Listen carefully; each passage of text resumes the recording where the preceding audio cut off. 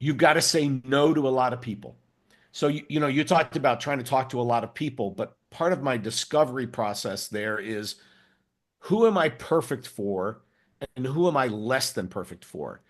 And if I'm less than perfect for them, I go, no. Welcome to Unstoppable Podcast with Harry Sardinas, inspiring conversations with influential millionaires, investors, thought leaders, entrepreneurs who are making a massive difference with their innovative products and services, and sharing the challenges and wisdom of how they sold their first million. How much of this $100 you will take to develop the MVP, and how much of this $100 you will take sales and marketing, which includes finding your first client and finding multiple clients. How you will Yep. divide this $100? Yep. I'm going to just talk about finding the multiple clients, and I'll go back to the $100 question. I'm lazy when it comes to marketing. And so my first move is to go to the people that bought it and were happy and go, who do you know that has the same problem you have that should have, you're super happy with it, but I should be talking to them. And they go, oh, I got this friend over here and this friend over here and this friend over here. Would you make the introduction? Cheapest possible way to grow your business is referral from happy customers. So that's move one. The second is, what are the unifying characteristics of the people that get the most value out of your solution? So, people always think, well, they might be able to use it for this or maybe for this. No, I want dead center bullseye.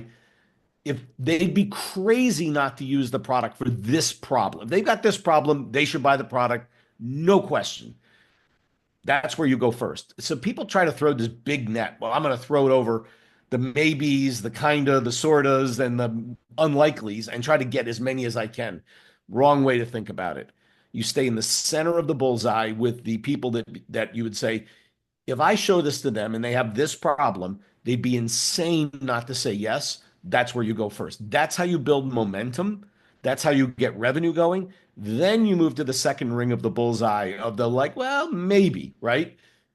Because the yield is going to be lower, the effort is going to be higher, the cost is going to be higher. And when you're conserving my $100 you're going to give me, I want to make it go as far as it possibly can. So I do the easiest possible thing. I don't do the hard thing. I do the easy thing. And people go, well, that's lazy. I go, yes, it is. And that's okay. Be lazy. So I'd say, It's cost effective though. Yes, it is. That's the whole point, right? Remember, absolutely, because you out of the $100 now you have more funds, right? Rule number one: don't run out of money, right? So, product and marketing, I'm going to say 30-70, particularly for a high margin product, right? So, you need to spend the time. Like when I was running software companies, with 80-90% margin, it depends on how you account for things. Wow. But very, very high margins. We would spend consistently 20-25% of revenue on sales and marketing. Wow. So think $1 million company, you spend $250,000 on marketing. Well, but the next sale, I make 80 cents on the dollar. Why not? Right? It's a good deal. Yeah. Particularly if you keep the customer for 1 year, 2 years, 5 years, 10 years, then it's an amazing deal. So, I invest 25 cents and let's say they spent, and I make 80 cents for the next 5 years. Like, you're an investor, like, I will give you all my money if you can do that for me, right? 100%. Yeah. So you can spend a lot on marketing if you have a high margin product. Now, if you have a low margin product, where it's 10 or 15 or 20%, like distribution or retail, in some cases, you can't But it spend as much. becomes hard, Jim. It becomes tough. Well, but that's the first thing when you're coming up with your idea. Come up with something that's high margin. Very good. Don't Very ever good. go into a low margin business. It's a bad business. Very good, very good. Like for example, Jim. Yeah. Now let's talk about tech, right? Tech is expensive, and you do have experience, so that's why we are extending this, right? So software developers are expensive, right? I know. It costs money.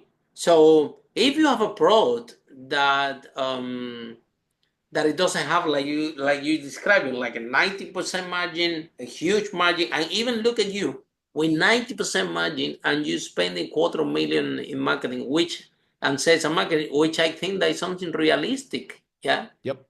And I think that to bring a product to market, especially in tech, this kind of the budget, the minimum that we're talking about, because there are big competitors and they're strong, yeah, and very powerful company with bigger budgets that we have, right? So Yeah. the problem starts there, Jim, because if you have a product, a tech product with low margin, then you need to allocate exactly as you say, maximum 10% to marketing and sales, and then you are in an uphill battle that that uh, very difficult to win. Almost Hundred almost. percent. I think alongside your minimum I like viable your tip. I pro. like this. Brilliant. This is a brilliant message for the entrepreneurs. You're in tech. Do something. Find a way. Because that's the other thing, Jim. Sometimes the tech entrepreneurs they can pivot the product.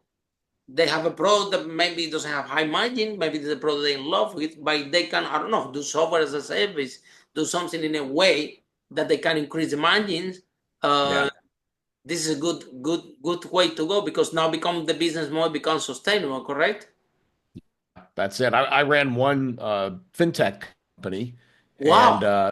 yeah, but with low margins. This particular company had low margins, and it was incredibly hard to grow and make money in that company. Incredibly hard. And The so, customer acquisition is expensive, especially if it's yeah, direct to consumer, even B2B also.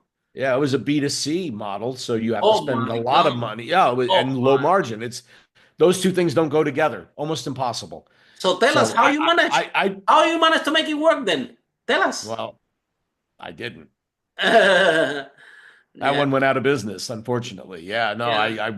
I'm not a magician. I'm sorry. Absolutely. Yeah, that's what we are discussing. And then, Jim, I'm glad we're having this conversation because the if we put a tech product out there, but we are not 100% sure that we can have like so in your expert opinion, Jim, margins until which margin do you think is sustainable a tech product? 80%, 90%, in your expert opinion? In a very technical product, because don't forget on an ongoing basis, I might spend 20 or 30% in marketing. So I've seen even 40% spent on Yeah, me marketing for too. software. Me Yeah. too. Very common You're actually. you're also going to have to spend 20, 25% on product development because tech moves so fast. You have to keep investing in the product to keep it relevant. So now I got 40 plus 25, 65%. Let's say I have 15% overhead, which is thin. That's 80. So the product, so what I do, I know 40, 25, 65, yeah, 80. So you need to have 90% margin in that case, right? If you have 80, you could only spend 30% on marketing to make 10, and you're only going to make 10%. I mean, or maybe 15. It's not a really a profitable business makes minimum double digits, and it should be closer to 20. 15 to 20 is an ideal level for ongoing profit because then you'll have the cash Mhm. to reinvest in the business to grow it, and you can maybe flow some to your investors as So well. to sum up, Jim, it has to be 90% margin. 80, 90, and 80, and you 19. and you manage your marketing spend down if it's a little lower. You have to. Imagine a 30% margin product. Like you can't spend much on marketing, you can't spend much on product No, development. You have this to have really thin overhead. it doesn't add up. It's Yeah. well, it's no fun to run. I'm gonna tell you, it's no fun. So Yeah, it's exhausted. Yeah, exactly. Even Jim to get 80% margin, is still you are in the like in the limit, right? yeah, yeah. If you want to grow fast, yeah, because you're gonna have to spend a lot on, customer acquisition. I think that's the other thing, and I sort of ran by it, but couple your idea of minimum viable product with minimum viable market. And you kind of talked on it. Like you said, there's so many big companies with so much more money. Yeah, we don't want to compete with them. What we want to find is a little teeny market that they don't care about, a $50 million market. And IBM will never, they can't even get interested in a 50, right? But if you're trying to grow $1 million business, a 50 million market is plenty big for me to get two, three, $5 million. Yeah. So you find the minimum market I could get away with that I can serve amazing, and you win that market. And then you don't compete so much with the big guys because they need to find a $500 million market or $1 billion market. It's the They're not only way to. interested. Yeah, it's No, just exactly. So that's the trick. You fly under their radar with minimum viable market and minimum viable product, and you can escape some of those pressures you were talking about. Any tips to find this minimum viable market? You've got to say no to a lot of people. So you talked about trying to talk to a lot of people, but part of my discovery process there is, who am I perfect for and who am I less than perfect for? And if I'm less than perfect for them, I go, no, I'm not for you. But if the people that I'm perfect for, there's enough of them, 10, 20, $50 million of them, I go, that's who I'm going to serve. So I think your discovery process of trying to go from 1 sale to 100 sales and taking your MVP to market, that's how you figure it out. But if they go, well, if I do this and this and this, it's kind of okay. You go, no, not for you. And the problem is, particularly if you have a sales gene in you, you go, ooh, a customer who will give me money. That's good. And the real answer is they just distract you from serving a couple of people 100%. really, really, really well. Yeah. Yeah. And then, Jim, now moving from that, let's say that we tap this minimum viable market. Yeah. Yep. Yeah. If we tap into this minimum viable market, the next step is market penetration. Yeah. And this is how things become really difficult. Yeah. Because now you are started to show yourself a little bit, and probably a big giant will notice you. Yeah. And because now you start to take market share from them, and this is challenging. So what tips can you share with our audience how to go from this minimum viable market to get market penetration in a sustainable way? Because now you don't have the advertising budget that the big giants go. So it would be a good idea to find another minimum market inside this. No. Or how will be this process? You want to back to my point of what group of people do I serve and can solve their problem better than anybody else? And those are the people I want to talk to. That can be referral, it can be digital, it can be white papers if we go into their conferences.